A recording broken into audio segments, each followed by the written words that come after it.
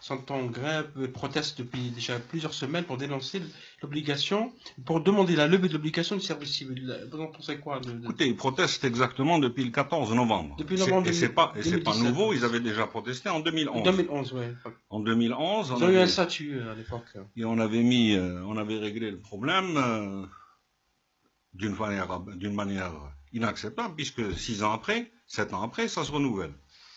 Là, je ne peux pas me prononcer plus, puisqu'il y a un dialogue qui est en cours Avec le ministère. avec la tutelle, et surtout un comité intersectoriel.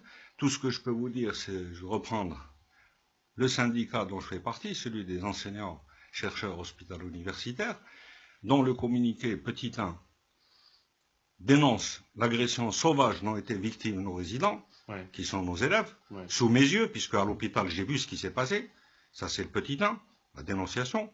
Petit 2, appel au boycott du DMS. Petit 3, estime que les revendications de ces résidents sont légitimes. Donc pour le reste, c'est en dialogue. À noter que dans le comité intersectoriel, il n'y a pas de représentant du ministère de la Défense nationale, alors que l'un des points, c'est le service national. Donc s'il n'y a pas de représentant du ministère de la Défense, on dialogue de quoi? Avec qui? Donc il y a des avancées qui ont été faites, si on en croit les déclarations du ministère de la Santé. Maintenant, il faut que le dialogue continue. Et le dialogue veut dire qu'on échange diverses. Et pour le moment, la position, vous pourrez interviewer le président du SNEJU, je pense qu'elle est la même.